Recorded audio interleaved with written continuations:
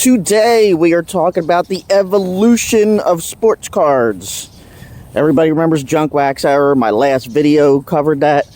Now how's about when we revolutionized from straight out cardboard to numbered cards, patch cards, autograph cards.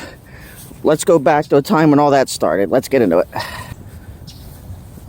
Welcome in, everybody. How we doing today? Good to see everybody. It is a brisk mid-October morning. The leaves are falling. Going out for a walk. I could definitely use the exercise. Today we are talking about the evolution of sports cards. Back in the late 90s is when everything that is popular today first came out. Numbered cards were what started it, shortly followed by autograph cards, patch cards. Everybody should stop discounting. Go back to these cards in the late 90s. Back in the good old days, numbered cards were the first thing that started. And again, everybody always discounts the older cards. I find literally Hall of Famers in quarter boxes. A couple things you gotta understand is back then, again, there was only a handful of sets that came out. Late 90s is when companies did start putting out multiple sets.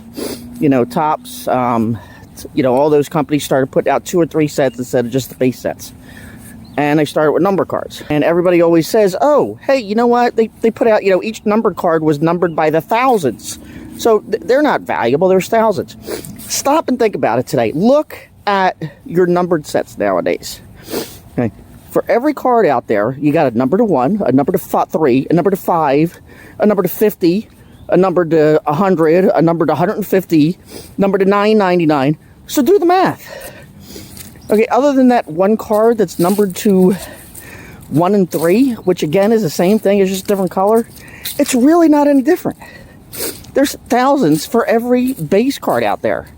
But because they do a couple different print runs and put a different color on it, all of a sudden now it's that much more valuable. Stop and think about it. Back in the day, for example, one of my PCs was Brett Favre. I collected all the all-time Hall of Famers. Joe Montana, Elway, Favre. Normal print run for numbered cards back then was about 1,500. Sit down and do the math, okay? 50 cards in the state. That means on average there's 30 numbered cards per state. So when you're looking for your favorite player, and again there's only a couple sets out there, do the math. There's only about 30 per state when you're going to a card show to try to find it. And again, do the math. Nowadays, even though the numbered are lower, there's really not that much more. Add up all the short print runs, there's just as many numbered cards as there is nowadays. But now that they put different numbers on it, everybody thinks they're all that much rarer. You want one of every single print run. That's okay. Yeah, maybe that's a little rarer, but there's just as many.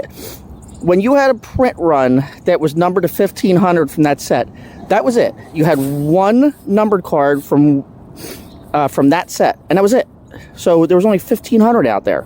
Nowadays, you got all those print runs, and there's probably 4 or 5 different print runs for that player out there. So now, in today's sets, there's probably 4 or 5,000. When you do the math, all the popular players have 4, 5, 6 different cards in each set. There's 50 sets, and they all have all those different numbered out there. So there's actually a lot less back then. The other thing is, this is the one thing that kind of really irritates me about the hobby today, is patch cards. Back in the 90s and 2000s, the only time they made a patch card is when they had game-used patches. None of this crap today where they just buy some random jersey. And here's the thing. Not only are they not buying game-used jerseys, half the cards that aren't game-used, they aren't even a player. I've bought cards where we've sat down and looked at it, and there's a letter on the card. It's not even in their name. So not only are they cheapskating out on not buying game-used cards, they're probably buying some rookie that was drafted and didn't even make the cut, and instead of buying a $120 Mahomes rookie, they're buying the rookie that got dumped after the first preseason, didn't even make the cut they're buying them in bulk and then cutting them up and passing them off as Mahomes jerseys. I mean, I've actually seen a couple videos where they have when you cut a jersey card apart, what they do is when they take the jersey and prepare it for cutting for the cards, they actually put stickers on it who the player is. They've cut them apart. They have players that aren't even who the card is. So they'll just take any team jersey. And again, they'll take the cheapest one that they can buy in bulk, cut it up, and that's what we're paying thousands of dollars for. We got Mahomes, one of ones that's some random rookie that nobody ever even heard of. And that's what we're buying nowadays. Back then, every single card was a game used. Think about it. For a couple of dollars, you can have a game used jersey for a Hall of Famer for a couple dollars. And a lot of them are actually so cool. A lot of them actually physically tell you what game they played in. Literally on the back, it'll tell you what game that jersey was used in. How is that not cool? And they're still discounted to these days. Autographs. Back in the day, they only did autographs on cards. Now they got these sticker things. I will just send thousands of stickers to these guys. And the 90s and 2000s evolution was truly a breaking point in sports cards, where we went from plain cardboard to all the modern cool stuff that everybody searches for today. And back then, it was truly great. Jerseys were only game used. Autographs were only on card. Everything was genuine and was about the hobby back then.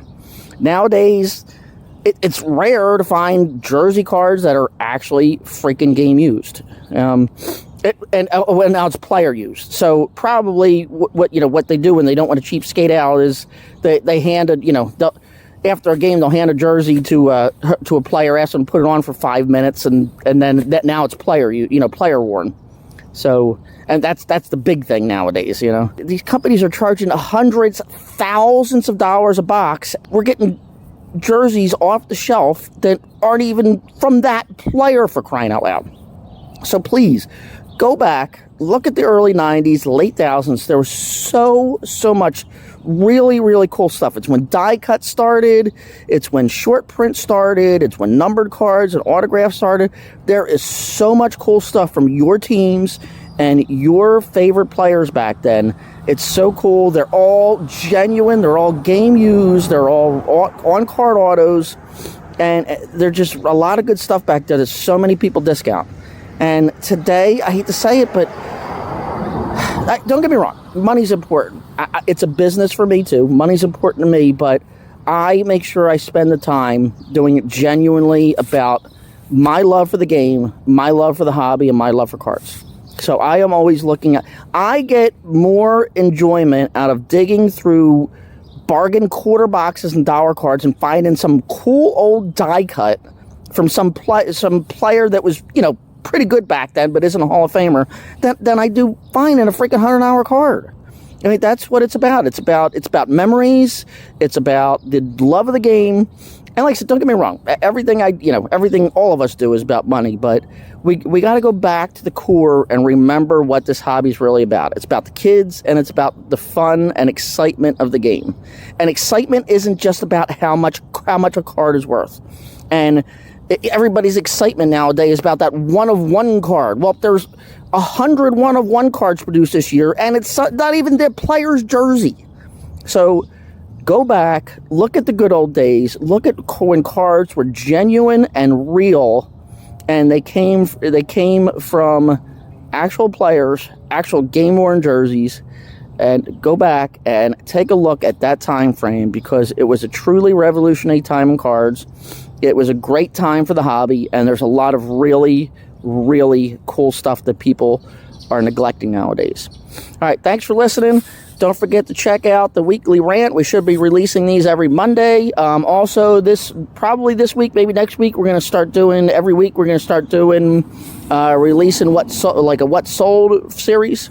All right, so please, guys, don't forget, look, every single like and every single subscribe, every single comment really, really helps the algorithm. And not just for me, for all the YouTubers out there. Okay?